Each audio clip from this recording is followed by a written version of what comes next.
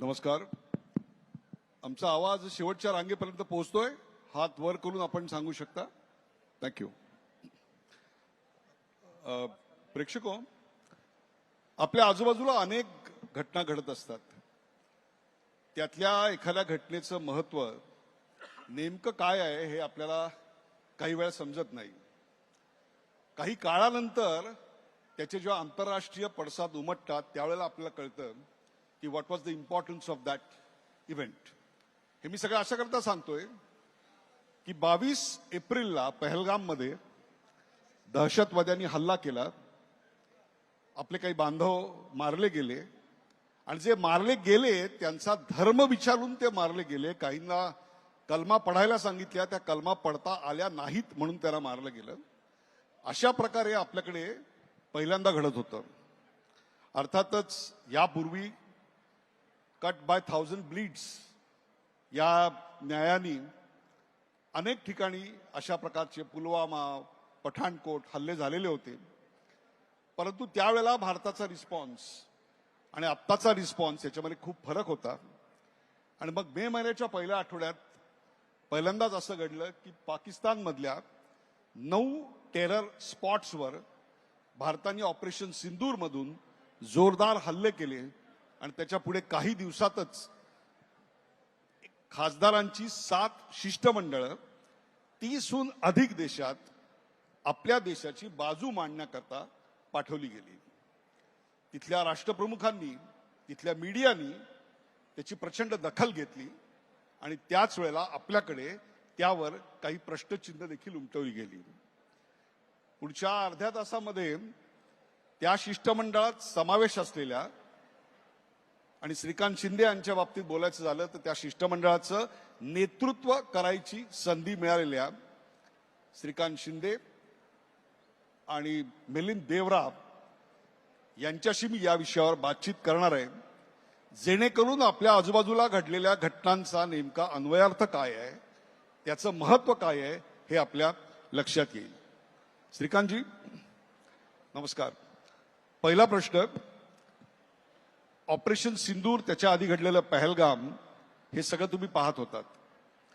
पहलगाम नंतर एक महत्वाची गोष्ट घडली, ते म्हणजे काश्मीर जेव्हा बंद झालं त्यावेळेला पहिल्यांदा एकनाथ शिंदे तिथे धावून गेले आणि त्यांनी महाराष्ट्रातल्या अनेक यात्रेकरूंना सुखरूप परत आणलं. अशा प्रकारचं कृत्य कुठल्याही नेत्यांनी कुठल्याही राज्याच्या केलेलं नव्हतं. ते फक्त एकनाथ शिंदे यांनी केलेलं होतं. दुसरी गोष्ट, त्यानंतर 7 शिष्टमंडळ पाठवायचं ठरलं आणि त्यात पहिलं दुसरं जे नाव जाहीर झालं ते होतं श्रीकांत एकनाथ शिंदे. तुमची पहिली प्रतिक्रिया काय होती तुमचं नाव आल्यानंतर? सर्वप्रथम निरगुडकर साहेब, आपलं शिवसेनेच्या वर्धापन दिनानिमित्त या कार्यक्रमामध्ये देखील मी स्वागत करतो आणि आपलं धन्यवाद व्यक्त करतो की आपण हा कार्यक्रम इथे आणि आमच्या दोघांचाही एका वेगळ्या विषयावरती आणि जो महत्त्वाचा विषय त्याच्यावरती आपण इंटरव्ह्यू मुलाखत घेत आहे. मला वाटतं ऑपरेशन सिंदूर झाल्यानंतर आपल्या देशाचा मेसेज, आपल्या 140 कोटी जनतेचा मेसेज हा कसा जगापर्यंत पोहोचेल याच्यासाठी डेलिगेशन निवडले गेले आणि त्या डेलिगेशनचा एक डेलिगेशन लीड करण्याची संधी मला आपल्या प्रधानमंत्री नरेंद्र मोदीजींनी दिलं. मला वाटतं हे कोणाच्याही आयुष्यातला सगळ्यात मोठा दिवस असेल की एक डेलिगेशन, आणि तेही अशा पार्श्वभूमीवरती की जिथे आपण देशाचं नेतृत्व वेगवेगळ्या देशांमध्ये जाऊन आणि पुढे जाऊन मांडण्याची एक संधी, मला वाटतं ते माझ्या आयुष्यातली सगळ्यात मोठी संधी जी आहे मला आपले प्रधानमंत्री नरेंद्र मोदीजींनी दिली. पण त्याचबरोबर तुमच्या शिष्टमंडळामध्ये SS अहलुवालिया होते की जे पहिल्यांदा खासदार म्हणून जेव्हा निवडून आले तेव्हा तुमचा जन्मही झालेला नव्हता. बशीर म्हणून जे होते, बशीर मोहम्मद, तेही असेच अनेक वेळेला खासदार होते. चिनॉय जे होते तेही सर्वात सिनियर डिप्लोमॅट ज्याला आपण म्हणू, अँबॅसेडर म्हणून ते होते. बासुरी स्वराज ज्यांची बॅकग्राऊंड सगळ्यांना माहिती आहे. अशा प्रकारचे दिग्गज आपल्या टीममध्ये होते. हे कळल्यानंतर दडपण नाही आलं? साहजिक आहे की विषयच एवढा गंभीर होता की जेव्हा डेलिगेशन लीड करण्याची संधी दिली तेव्हाच दडपण आलं होतं की कशा प्रकारे आपण देशाची बाजू आहे. हे काय वेगळं म्हणजे साधं सुद्धा डेलिगेशन नव्हतं. अशा वेगवेगळ्या डेलिगेशनचा मी भाग झालेलो आहे, मिलिंदजी देखील झालेले आहेत आणि अशा वेगवेगळ्या डेलिगेशन्समध्ये आम्ही नेहमी गेलोय. पण हे जे डेलिगेशन होतं हे डेलिगेशन देशाची बाजू सांगण्यासाठी, देशाने कशा प्रकारे ऑपरेशन सिंदूर केलं, हा सगळं दडपण साहजिकच असणार आहे. आपल्याला साध्या एका इंटरव्ह्यूसाठी पण दडपण येतं, पण अशा परिस्थितीमध्ये जिथे देशाची बाजू आपल्याला मांडायची आणि त्याच्यामध्ये तुम्हाला डेलिगेशन लीड करायची संधी आपलं सरकार देत आहे, प्रधानमंत्री महोदय देत आहेत आणि त्याच्यामध्ये अजून दडपण म्हणजे आपण नावं घेतली SS अहलुवालियाजी सारखे. म्हणजे तुम्ही सांगितलं की माझा जन्म देखील झाला नव्हता, ते पार्लमेंटमध्ये पोहोचले होते. 34 वर्ष पार्लमेंटचा त्यांना अनुभव होता. त्याचबरोबर ET बशीर मोहम्मदजी, ऑल इंडिया मुस्लिम लीग, त्यांचा अनुभव 50 वर्षाचा आहे. मनन मिश्रा 7 वेळेस जे आहे हे बार काउन्सिलचे अध्यक्ष आहेत. असे वेगवेगळे लोक, डॉक्टर सस्मित पात्रा, त्याच्याबरोबर देखील माझं चांगलं बॉन्डिंग झालं, त्याचंही नाव इथे आवर्जून घेतो मी. मला वाटतं या सगळ्यांबरोबर डेलिगेशन लीड करणं आणि ते यशस्वीरित्या लीड करणं, आपला मेसेज पोहोचवणं, हे मला वाटतं एक समन्वय जोपर्यंत आपल्या सगळ्यांमध्ये होत नाही, तो समन्वय चांगल्या प्रकारे झाला होता. आणि माझ्याबरोबर जे मेंबर्स होते त्यांचा अनुभव राजकारणामधला खूप जास्त होता, तर त्यांना देखील माहिती होती की कशा प्रकारे एकाला जेव्हा लिडरशिप सरकार देतं किंवा प्रधानमंत्री महोदय देतात तर त्याला देखील सपोर्ट करण्याचं काम पूर्णपणे आणि वेळोवेळी मार्गदर्शन करण्याचं काम देखील त्यांनी केलं. आणि या प्रत्येक, मला वाटतं हा पूर्ण 14 दिवसाचा एक प्रवास होता, त्याच्यामध्ये खूप काही शिकण्यासारखं देखील मला मिळालं. Okay, Milind Deora, you are not new to America. तुम्ही काय, तुमचे वडील काय, हे एक प्रकारे भारत आणि अमेरिका मैत्री मधला एक महत्वाचा दुवा आजपर्यंत राहिलेला आहात. कोणकोणते देश तुम्ही फिरलात आणि विशेषतः अमेरिकेमधला जो तुमचा प्रवास होता, दौरा होता, what will you say about it, क्या कहेंगे आप? धन्यवाद उदयजी. सर्वप्रथम मी दक्षिण मुंबई आणि खास करून वरळी मध्ये जमलेल्या माझ्या सर्व शिवसैनिकांना मी वर्धापन दिनाच्या खूप खूप शुभेच्छा देतो. त्याचबरोबर मला शिवसेना, महाराष्ट्र आणि देशाची प्रतिनिधित्व करण्याची संधी मिळाली आणि खास करून दक्षिण अमेरिका, सेंट्रल अमेरिका आणि नॉर्थ अमेरिकामध्ये. त्यासाठी मी आपले यशस्वी पंतप्रधान नरेंद्र मोदीजी यांना खूप खूप धन्यवाद देतो आणि खास करून महाराष्ट्राचे लाडके उपमुख्यमंत्री एकनाथ शिंदेजींना मी खूप खूप धन्यवाद देतो. ह्या प्रश्नाचा अगोदर मला एक पॉइंट इन्क्लूड आणि ऍड करायचं आहे. तुम्ही डॉक्टर श्रीकांत बद्दल, SS अहलुवालिया बद्दल विचारलं. 7 डेलिगेशन्स होते आणि खास करून मी आज मोठ्या कॉन्फिडन्स आणि आत्मविश्वासाने सांगू शकतो की आफ्रिका आणि UAE मध्ये भारताला जे यश मिळालं त्याचा संपूर्ण श्रेय मी येथे उपस्थित असलेल्या सर्व शिवसैनिकांच्या वतीने डॉक्टर श्रीकांत शिंदेजींना देतो. ऍब्सोल्युटली. ऍक्च्युली उदयजी, बऱ्याच लोकांनी आपल्याला विचारलं की तुम्ही Sierra Leone, Liberia, Democratic Republic of काँगो, गयाना, पॅनेमा, कोलंबिया, ब्राझील का गेले? युनायटेड अरब एमिरेट्स म्हणजे दुबई, अबुधाबी अतिशय इम्पॉर्टंट आहे. युनायटेड स्टेट्स ऑफ अमेरिका अतिशय इम्पॉर्टंट आहे. पण तुमच्या म्हणजे आपल्या परवानगी घेऊन माझं कर्तव्य आहे की माझ्या शिवसैनिकांना जाणीव करून घ्यायची की ऍक्च्युली वर्ल्ड वॉर II नंतर युनायटेड नेशन्स स्थापित झालं आणि युनायटेड नेशनचा सर्वात इम्पॉर्टंट कमिटी किंवा council United nation security council आहे. UNSC म्हणजे युनायटेड नेशन्स सुरक्षा परिषद. आणि युनायटेड नेशन सिक्युरिटी परिषद मध्ये 5 परमनंट मेंबर्स आहेत. पण every 2 years non permanent members countries become non permanent members. आणि आता सध्या गयाना आणि पॅनेमा नॉन परमनंट मेंबर्स आहे. पुढच्या वर्षी कोलंबिया नॉन परमनंट मेंबर होईल.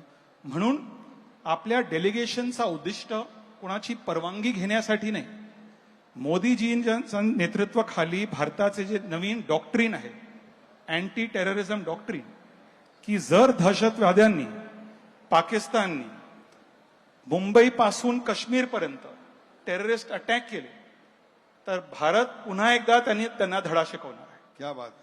हे भारताचे जे पोझिशन आहे त्यांना पोझिशन बद्दल माहिती देण्यासाठी, परवानगी घेण्यासाठी नाही आपण गेलो. न्यू नॉर्मल सांगण्यासाठी.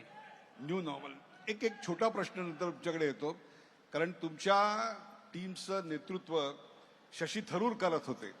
Shashi Tharoor is a senior diplomat. He was in United nations. He was a minister आणि इतक्या वेळा ते निवडून आलेले आहेत. त्यांच्याबद्दल असं बोललं जातं, विशेषतः त्यांच्या इंग्रजीबद्दल.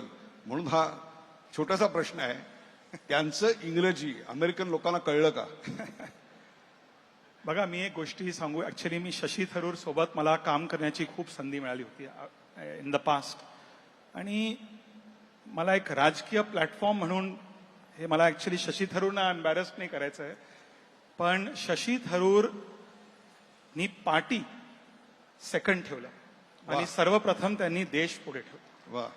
आणि त्यामुळे मी त्यांना देशाच्या जनतेच्या वतीने त्यांना खूप खूप धन्यवाद देतो. श्रीकांतजी, तुमच्या टीममध्ये विविध विचारसरणीची आणि विविध वयोगटाची लोक होती. त्या सगळ्यांची केमिस्ट्री आणि त्या सगळ्यांची मोड एकत्र बांधणं वॉज अ बिग चॅलेंज. आणि यू वेअर द लीडर. तुमच्यावर जबाबदारी असायची प्रत्येकाला प्रत्येक देशामध्ये इंट्रोड्यूस करायची. काय केलं? बघा, हे जेव्हा डेलिगेशन फॉर्म झालं, जेव्हा नावं ऐकली मी की कोणाचा अनुभव 34 वर्षाचा पार्लमेंटमध्ये, कोणाचा अनुभव राजकारणामध्ये 50 वर्षाचा आहे, कोण जे आहे ते लिगसी घेऊन आलेले आहेत, एक वेगळी पार्श्वभूमी आहे, स्ट्रॉंग पार्श्वभूमी आहे. सस्मित पात्रासारखे राज्यसभेचे 2-2 वेळा बीजेडीचे खासदार राहिलेले आहेत, तेही लीडर राहिलेले तिथे. आणि मला वाटतं माझा जे स्ट्रॉंग पॉइंट होता की ह्याच्यामध्ये जेवढे लोक होते ते खूप अनुभवी होते. आणि या सगळ्या अनुभवी लोकांमध्ये एका तरुण चेहऱ्याला संधी देणं, मला वाटतं मोदीजींनी ज्या प्रकारे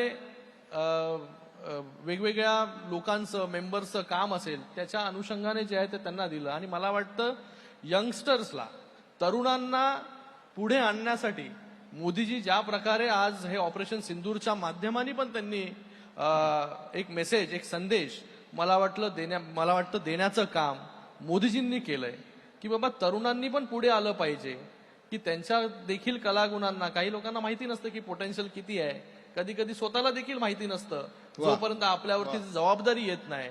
माझ्यावरती देखील दडपण खूप होतं अगोदर, पण नंतर तिथे गेल्यानंतर जेव्हा आम्ही तिकडच्या सगळ्या हेड्स ऑफ द स्टेट्स बरोबर बसलो, बोललो, मला वाटतं खूप मोठा अनुभव जो आहे हा मला पुढच्या माझ्या पूर्ण कारकिर्दीसाठी मिळाला. हाच एक प्रश्न आहे. अशी एक टीका इथे पेपरमधनं वाचायला मिळाली, काही राजकीय नेत्यांनी केली, की तुम्हाला तिकडे कोणी साधं भेटायलाही आलं नाही, तुमची काही बूज ठेवली गेली नाही, तुमचं काही विशेष स्वागत झालं नाही. पहिल्यांदा तुम्ही आणि नंतर मिलिंदजी यू कॅन इथे बसून कोणाला ज्या ज्या टीका करायच्या आहेत मला वाटतं त्यांनी टीका केलेल्या आहेत, पण जो भारताला संदेश द्यायचा होता, 140 कोटी लोकांना जो जगाला संदेश द्यायचा होता, संदेश देण्याचं काम जे आहे ते आमच्या सगळ्या डेलिगेशन्सनी केलं.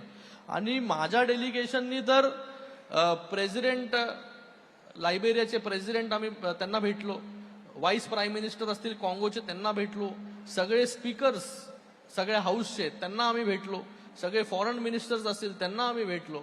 आणि मला वाटतं 2 त्यांचे जे पार्लमेंट होते, सियारा लिओन वेस्ट आफ्रिकामधले आणि ईस्ट आफ्रिका, सियारा लिओन आणि लायबेरिया, या दोन्ही देशांनी त्यांच्या पार्लमेंटमध्ये मौन बाळगण्याचं काम केलं. जे पाकिस्ताननी हल्ला केला पहलगामवरती त्याला कंडेम करण्याचं काम केलं, त्याचा निषेध करण्याचं काम केलं आणि शोक प्रस्ताव पास करण्याचं काम देखील त्या पार्लमेंटनी केलं. तर जे लोक इकडे बसून गल्लीमध्ये बसून जे काय बरळत आहेत त्यांना बरळू द्या, आम्हाला जे करायचंय ते आम्ही करून आलोय. आणि जो संदेश द्यायचा होता पूर्ण जगाला, हा संदेश जो आहे तो 140 कोटी लोकांचा हा देशाला, जगाला देण्याचं काम आम्ही केलं.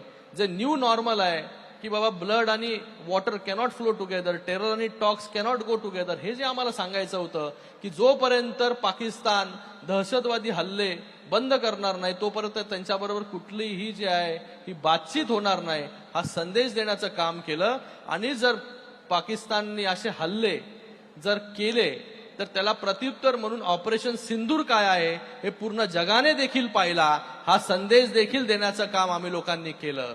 आणि मला वाटतं याच्या अगोदरचे देखील उदाहरणं आहेत की जेव्हा हल्ले असे व्हायचे तेव्हा त्याला परतून लावण्याची ताकद जी आहे ती आपल्या लोकांमध्ये नव्हती. पण जेव्हापासून मोदीजी प्रधानमंत्री झाले तेव्हा उरी असेल, बालाकोट असेल, पुलवामा असेल, प्रत्येकाला प्रतिउत्तर देण्याचं काम जे आहे हे भारताने केलं. आणि आता ऑपरेशन सिंदूरच्या माध्यमाने पण चोख उत्तर देण्याचं काम भारताने केलं. हे काय जगाला बोलावं सांगायचं काम. काय बोलावं हे जर तुम्हाला सांगितलं गेलं होतं का, आणि त्याचबरोबर काय बोलू नये हे पण मिनिस्ट्रीकडनं सांगितलं गेलं होतं?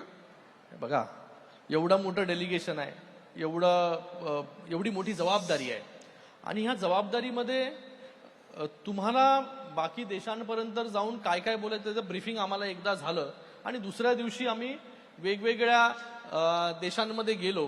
पण आम्हाला असं चौकटीत राहून इथे फुल स्टॉप, इथे कॉमा आणि एवढंच बोलायचं तेवढंच बोलायचं असं आपल्या सरकारने केलं नाही.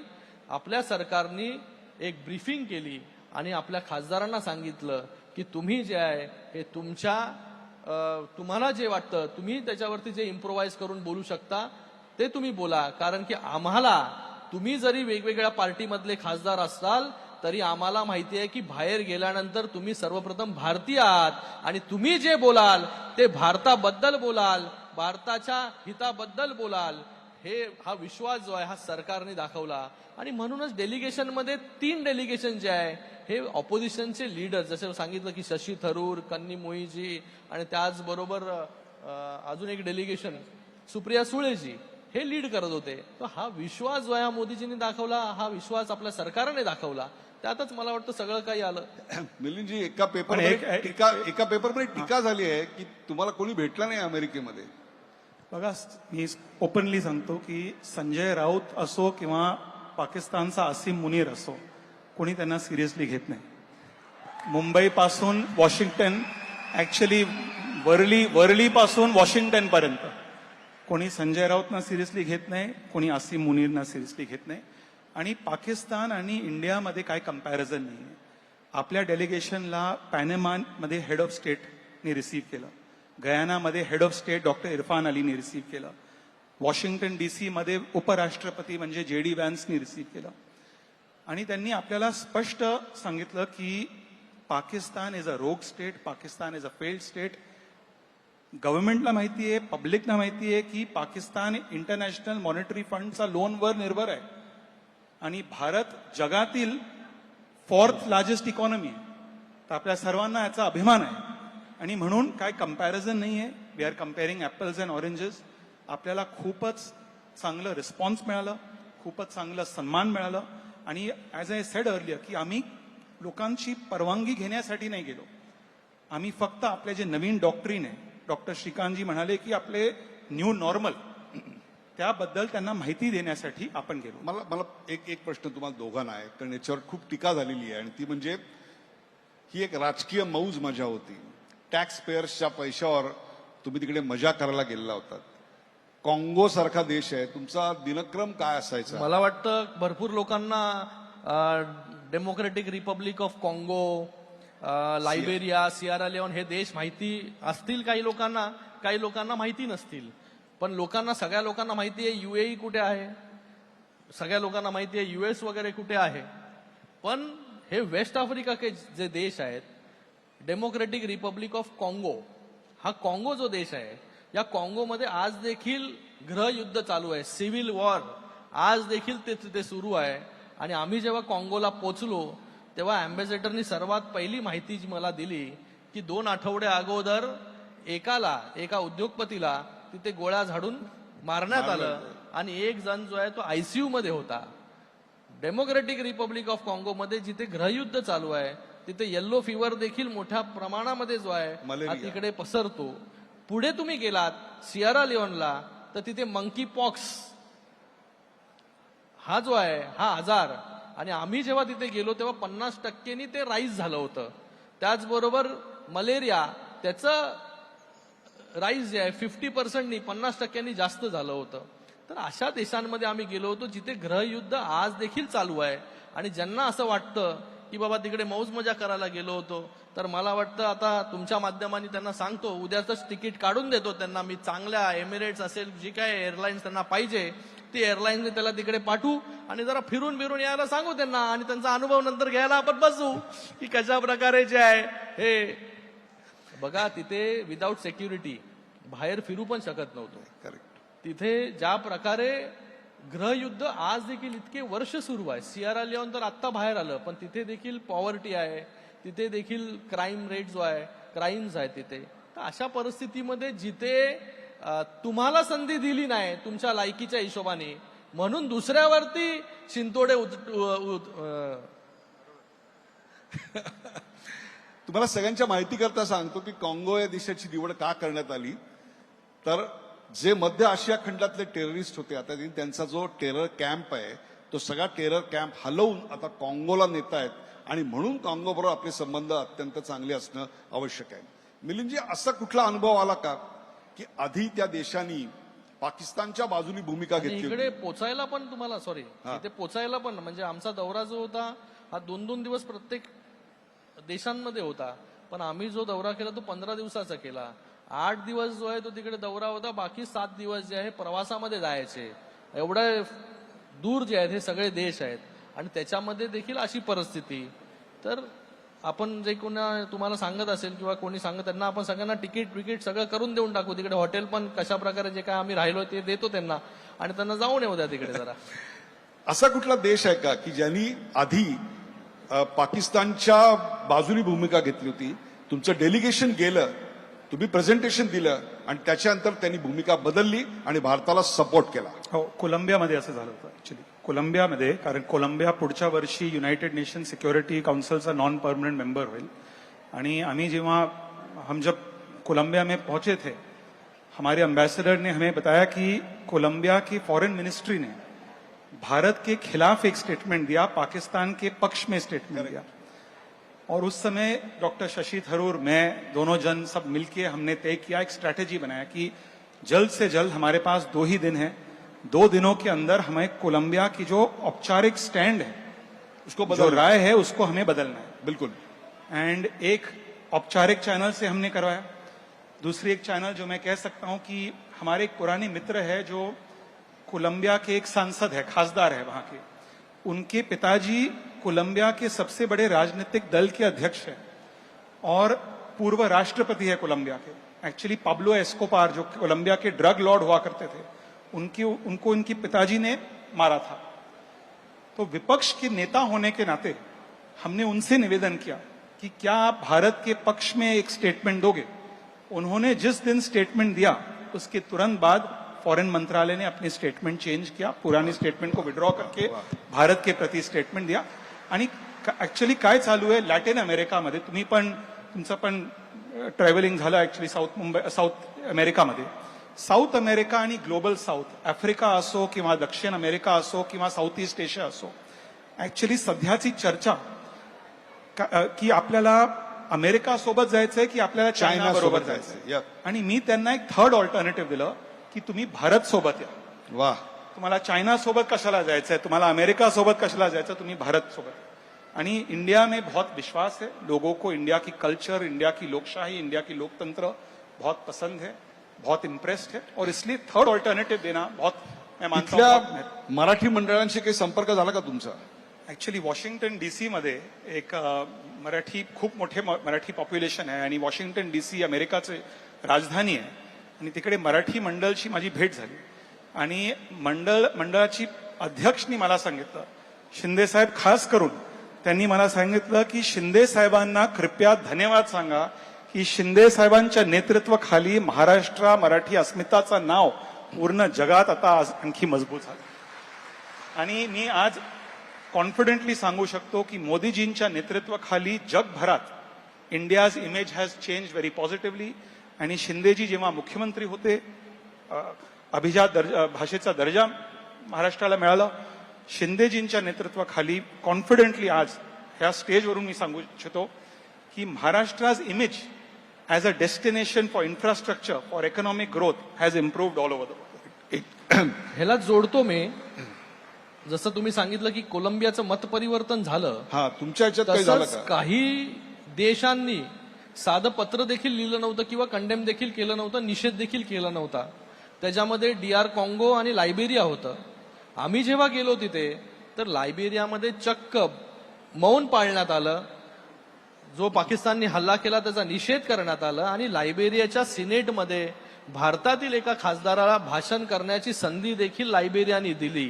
मला वाटतं ही खूप मोठी गोष्ट आहे की जिथे फक्त हेड ऑफ द स्टेट्स भाषण करतात तिकडे त्यांनी एवढा चांगला भारताचं स्वागत केलं आणि रिस्पॉन्ड पॉझिटिव्हली केलं. हा जो दौरा होता हा दौरा काय मौज मजा करायला वगैरे नव्हता. हा दौरा ज्याला कळत नाही, गल्लीपर्यंत त्यांची बुद्धी चालते, त्यांना दिल्लीत आणि इंटरनॅशनली काय होतं ते कसं कळणार. कोणाबद्दल म्हणताय आपण? आता सांगितलं यांनी तुम्हाला. आसिम मुनीर महाराष्ट्राचे आसिम मुनीर.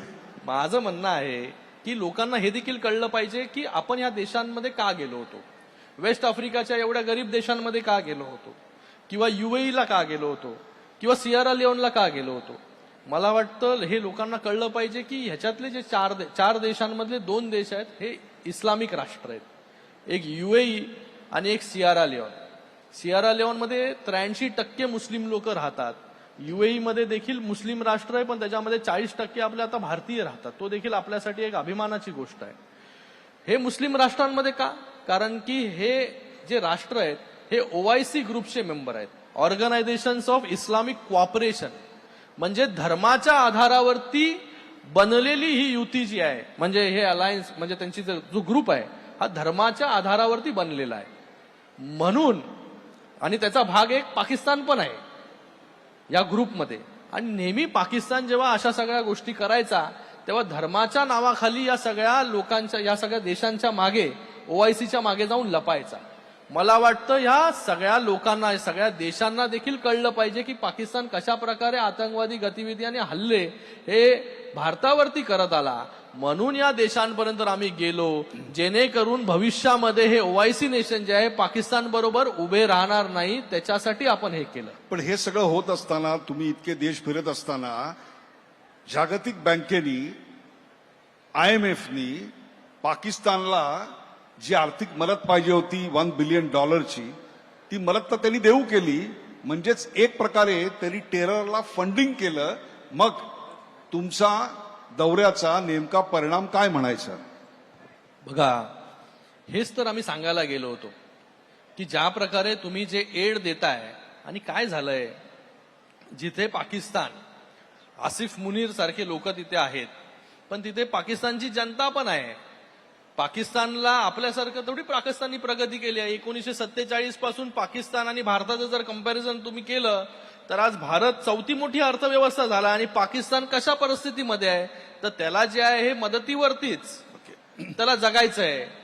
आणि मला वाटतं ह्या सगळ्या गोष्टींमधून जेव्हा आज आम्ही हे सगळ्या म्हणजे पूर्ण जगापर्यंत गेलो, तिथे सेन्सिटाईज करण्याचं काम केलं, तेव्हा FATF सारखी संस्था जी ग्रे लिस्ट मध्ये पाकिस्तानला याच्या अगोदर टाकलं होतं, त्यांनी देखील परवा एक स्टेटमेंट काढलं आणि त्यांनी जो पहलगामवरती हल्ला झाला त्या पहलगामच्या हल्ल्याचा निषेध करण्याचं काम केलं. हे या डेलिगेशननी मिळवलं आणि भविष्यामध्ये पाकिस्तानला पुन्हा FATF मध्ये टाकण्याचं काम, मला वाटतं ग्रे लिस्ट मध्ये टाकण्याचं काम FATF करेल. हे या जो दौरा होता, हे दौरा हा मोटिव्ह त्या दौऱ्याचा. शेवटचे 2-3 प्रश्न आहेत. या सगळ्या दौऱ्यामध्ये पाकिस्तान एक न्यूक्लिअर वेपन स्टेट आहे, त्यांच्याकडे स्वतःचं न्यूक आहे. याची भीती सतत पाकिस्तान आपल्याला घालत असतं. याच्यावर काही प्रतिक्रिया इस्लामिक राष्ट्रात व्यक्त झालं का? याचं कारण ते इस्लाम टेररचं सेंटर बनतंय. आपण सगळ्या इस्लामिक राष्ट्रांचा आभार आहे अशा प्रकारची एक पॉलिटिकल रचना पाकिस्तान करतंय, म्हणून हा प्रश्न.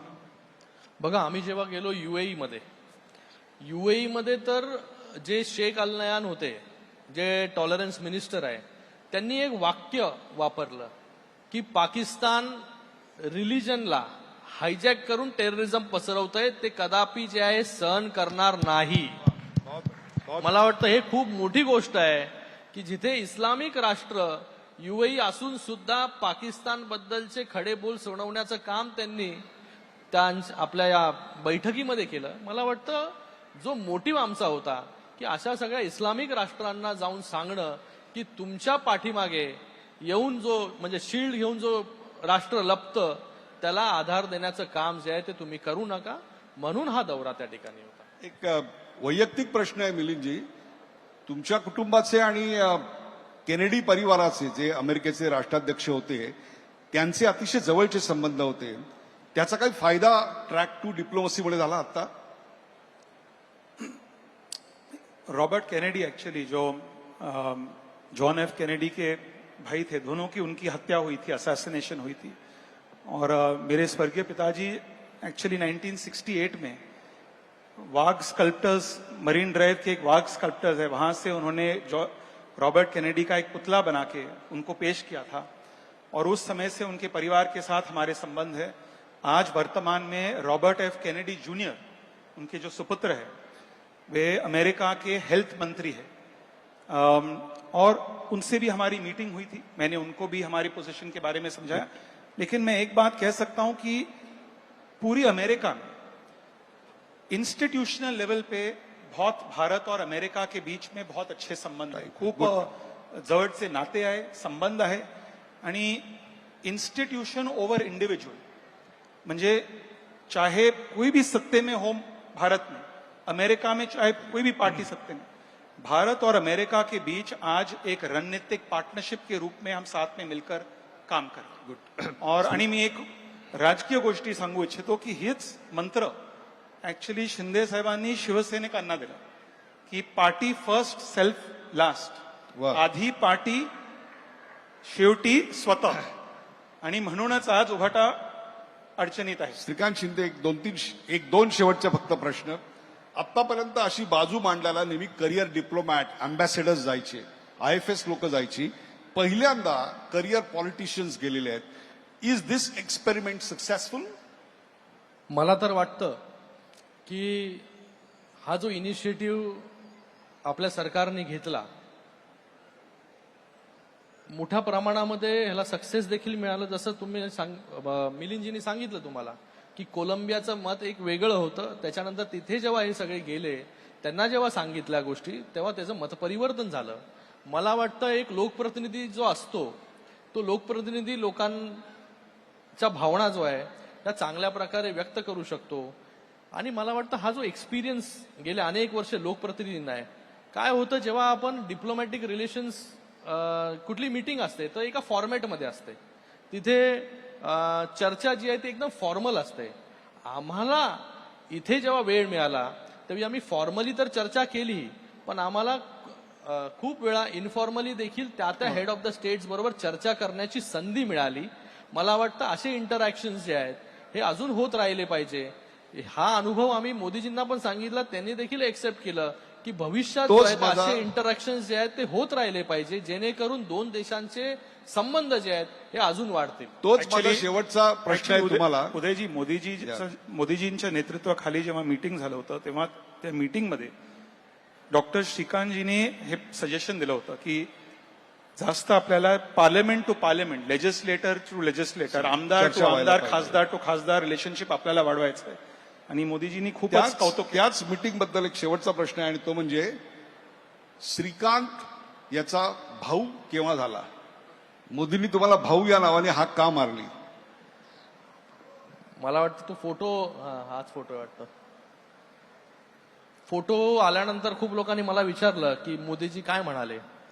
एकतर मोदीजी सगळे जे डेलिगेशन्स आहेत त्यांच्यावरती चांगले समाधानी होते की ज्या प्रकारे सगळ्या डेलिगेशन्सनी, वेगवेगळ्या पक्षाच्या देखील लोकांनी भारताची बाजू चांगल्या प्रकारे मांडली, त्याच्याबद्दल त्यांनी एक समाधान व्यक्त केलं. आणि मोदीजी बघा देशाचे प्रधानमंत्री आहेत, त्यांना सगळ्या गोष्टी, छोट्या मोठ्या या सगळ्या गोष्टी माहिती असतात. आणि हा दौरा खूप सेन्सिटिव्ह असल्यामुळे त्यांचं लक्ष जे आहे या दौऱ्यावरती कोण मनुष्य काय बोलतो, कशा प्रकारे बोलतो हे देखील त्यांना माहिती होतं, कारण की ते स्वतः जवळून ते मॉनिटर करत होते. आणि आमच्या ज्या डेलिगेशनमध्ये मला नाव जे आहे सगळ्या डेलिगेशननी भाऊ म्हणून दिलं होतं. एका मीटिंगमध्ये जेव्हा आम्ही इंडियन डायस्पोराशी चर्चा करत होतो तेव्हा भाषणामध्ये डॉक्टर सश्मित पात्रांनी सगळ्यांना वेगवेगळ्या प्रकारे, मी वेगवेगळ्या प्रकारे इंट्रोडक्शन करून दिलं, नंतर त्यांनी वेगवेगळ्या प्रकारे इंट्रोडक्शन केलं. आणि त्या भाषणामध्ये त्यांनी मला भाऊ, म्हणजे मराठीमध्ये आपण भावाला भाऊ बोलतो, तर भाऊ म्हणून त्यांनी मला संबोधलं तिथे. आणि त्याच्यानंतर सगळ्या त्या डेलिगेशनमध्ये मला भाऊ बोलायला लागले. तर मला प्रधानमंत्री महोदय त्या दिवशी भेटले. त्या दिवशी बोलले, श्रीकांत भाई अभी तुम भाऊ हो गए, अच्छा काम किया. वाह, बहुत म्हणजे एक आपले प्रधानमंत्री महोदय हे एवढं त्यांचं बारीक लक्ष जे आहे, हे बाबा ज्यांना पाठवलेलं आहे ते काय बोलतायत, कसं बोलतायत, भारताची बाजू काय मांडतायत. मला वाटतं एवढं सेन्सिटिव्ह प्रधानमंत्री जे आहेत ते आपल्याला याच्या अगोदर कधी मिळाले नव्हते. प्रोएक्टिव्ह प्रधानमंत्री जे आहेत आपल्याला मिळाले नव्हते. ते मोदींच्या स्वरूपामध्ये आपल्याला मिळाले.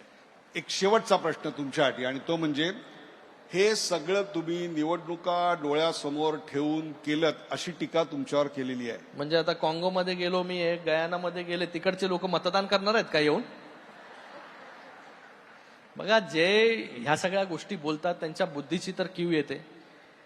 काय परिस्थिती झाली विधानसभेमध्ये ते तर आता पाहिली त्यांनी. ओके, आता तो ट्रेलर होता, आता पिक्चर जो आहे हा महापालिकेमध्ये आम्ही त्यांना पूर्णपणे दाखवू.